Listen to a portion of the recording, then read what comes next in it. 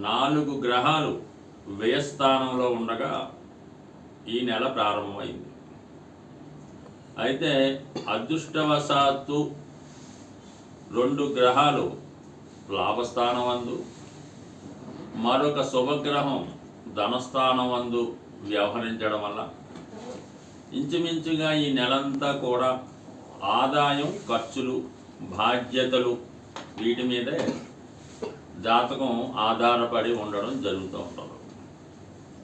12వ స్థానంలో ఉన్నటువంటి గ్రహాలు ఎప్పుడూ కూడా జాతకుడు నుంచి అవుట్ గోయింగ్ మనీ, ఖర్చులు, బాధ్యతలు, నష్టాలు, రోగాలు ఇవన్నీ కూడా తెలియజేస్తూ ఉంటాయి.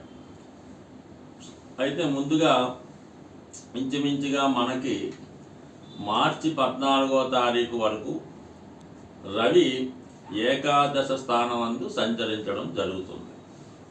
సో ఎవరి జన్మజాతకంలో అయినా ఏకాదశ స్థానంలో రవి ఉన్నప్పుడు జాతకంలో ఉన్నటువంటి మిగతా గ్రహాలు కూడా సహకరించడం జరుగుతూ ఉంటుంది. అంటే ఎప్పుడు రవి అన్నది గ్రహరాజు అవటం వల్ల మరి ఒక రాజు ఒక చోటకి వెళ్ళినప్పుడు మిగతా మంత్రివర్గం అంతా కూడా రాజుగారు ఏం చెప్తే, ఏమి ఇమ్మంటే అది ఇవ్వడానికి రెడీగా మిగతా యంత్రాంగం అంతా ఉన్నట్టే మరి మొదటి 15 రోజులు కూడా జాతకుడికి ఏంటంటే ప్రభుత్వ వనరుల ద్వారా ఆదాయం వచ్చే అవకాశం ఉంది. ప్రభుత్వ పథకాలు మీకు అనుకూలంగా ఉంటాయి.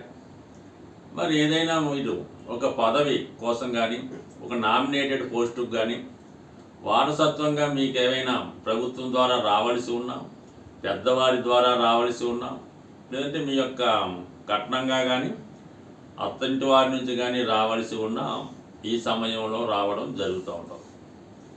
ఒక విధంగా రవి ఈ రాశి వారికి పంచమాధిపతి అవటం వల్ల మీ యొక్క సంతానానికి మీలో ఉన్నటువంటి టాలెంట్కి తగిన గుర్తింపు రావడం జరుగుతుంది. ఒకవేళ మీరు ఏదైనా సంతానానికి ఏమైనా మీ పిల్లలకి ఏమైనా ఉద్యోగం రావాలని కోరుకున్నా, వారికి ఏమైనా మంచి అవకాశాలు రావాలని కోరుకున్నా, ఉద్యోగంలో ప్రమోషన్ రావాలన్నా కూడా మీకన్నా మీ యొక్క సంతానానికి ఎక్కువ లాభసాటిగా ఈ గ్రహస్థితి అనుకూలంగా ఉండడం జరుగుతుంది.